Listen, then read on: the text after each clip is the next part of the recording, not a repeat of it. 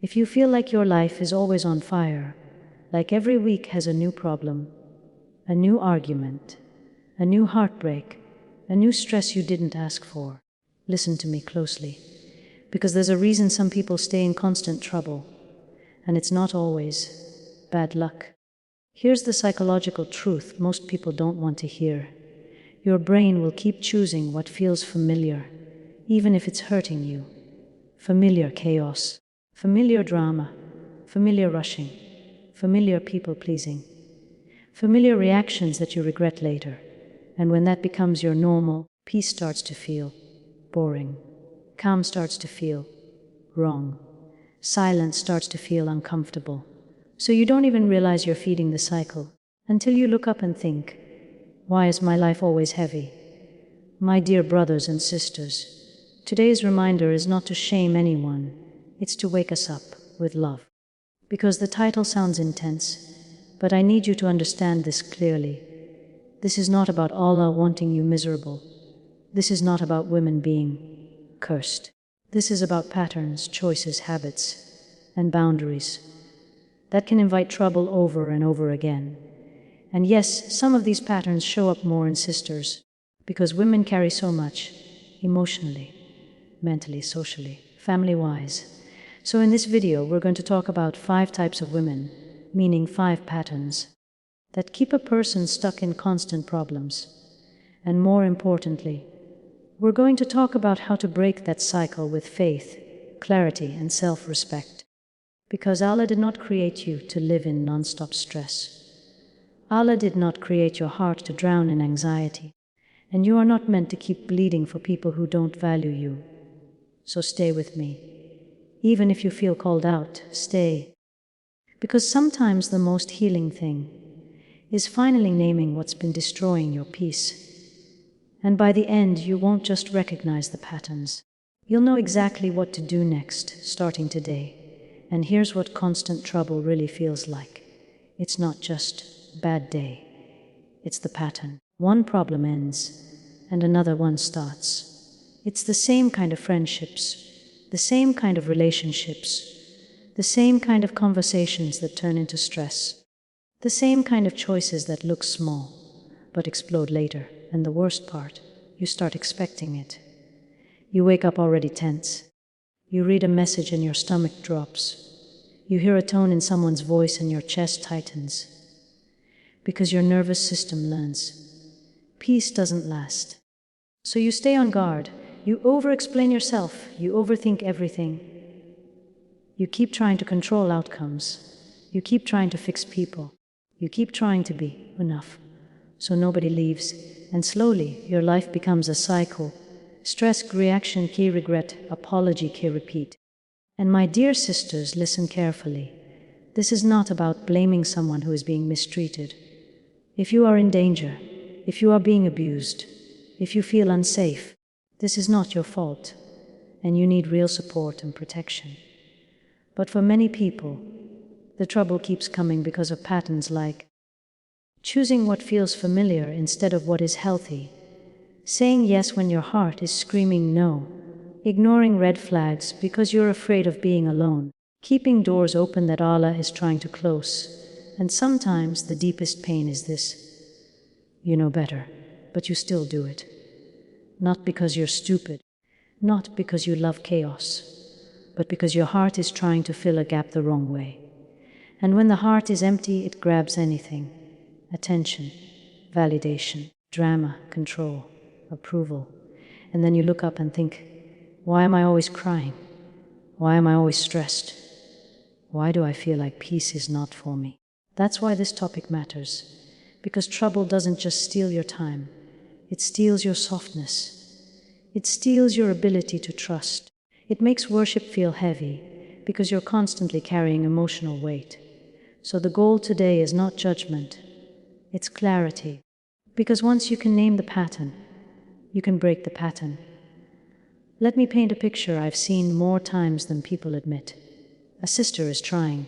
She believes. She loves Allah. But her life is always burning. Not because she wants drama, but because she keeps giving her heart to what drains it. She keeps chasing approval. She keeps explaining herself to people who don't respect her. She keeps staying in spaces where she is constantly triggered. And when someone finally tells her, "This is hurting you," she says, "I know, but I can't stop." That sentence right there is the doorway.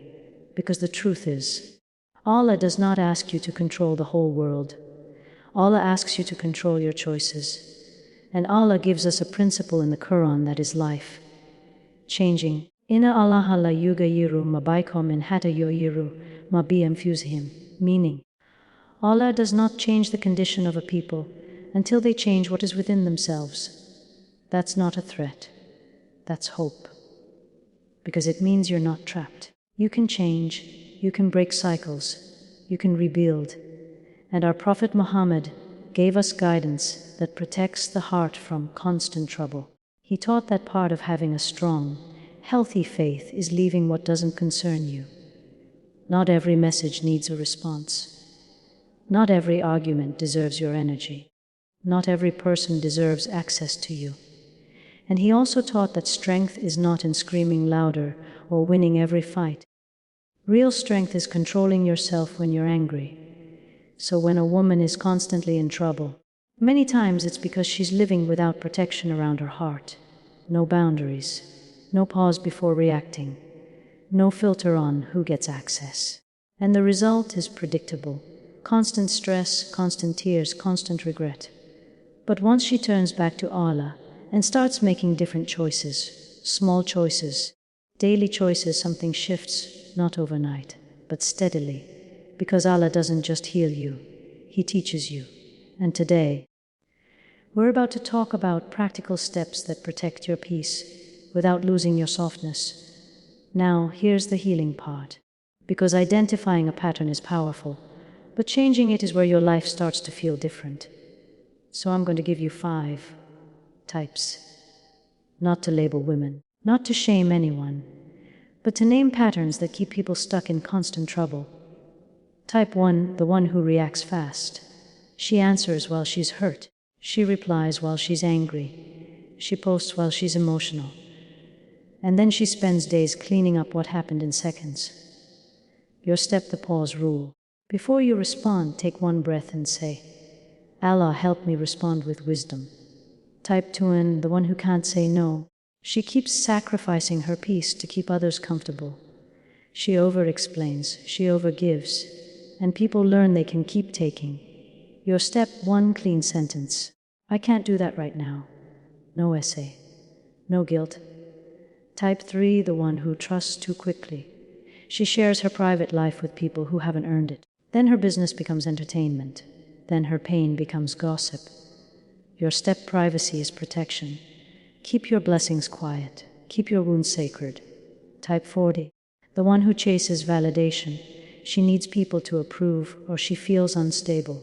So she stays in circles that drain her. Your step, stop begging for a seat at tables that cost you your dignity. Type 5, the one who ignores red flags. Because being alone feels scary. So she chooses familiar chaos over unfamiliar peace. Your step, choose what is healthy, even if it feels new. Now add a simple daily routine, just to protect your heart, morning or night, 2 quiet minutes of stillness, 1 page of Quran if you can. Then this dua. Es Allahumma inni a'udhu bika min hammi wal hazan, wal ajzi wal kasal. O Allah, I seek your protection from worry and grief, from weakness and laziness. And when you feel pulled into drama, say,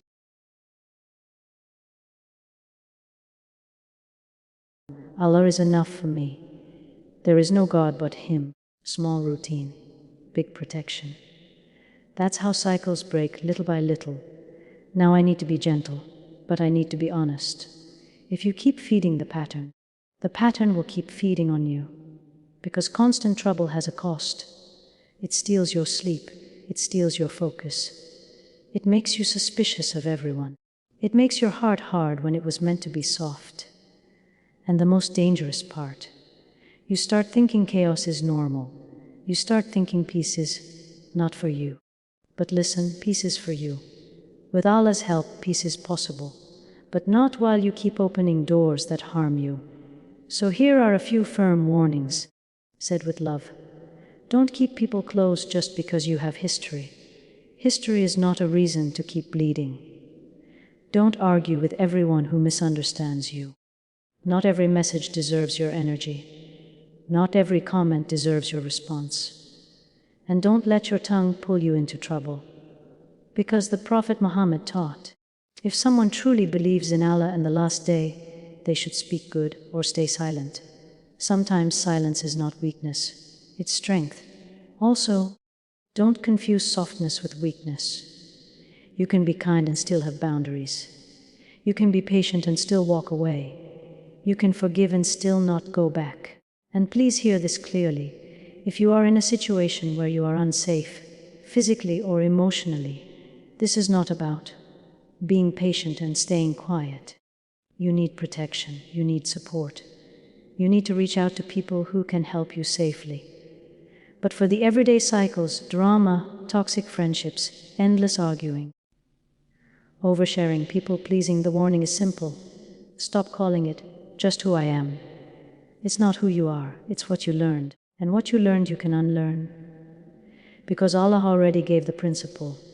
Izina Allah yughyiru min bayqawmin ati yughyirtu min anfusihim. They say, change begins inside. Then life starts changing outside. And now I want you to sit with this. This reminder was never meant to make you feel exposed. It was meant to make you feel seen and then helped. Because the goal is not to call women out. The goal is to call you back to your peace, to your dignity, to a life that feels steady again. So if you recognized yourself in any of these patterns, don't panic. Don't spiral. Don't label yourself as broken.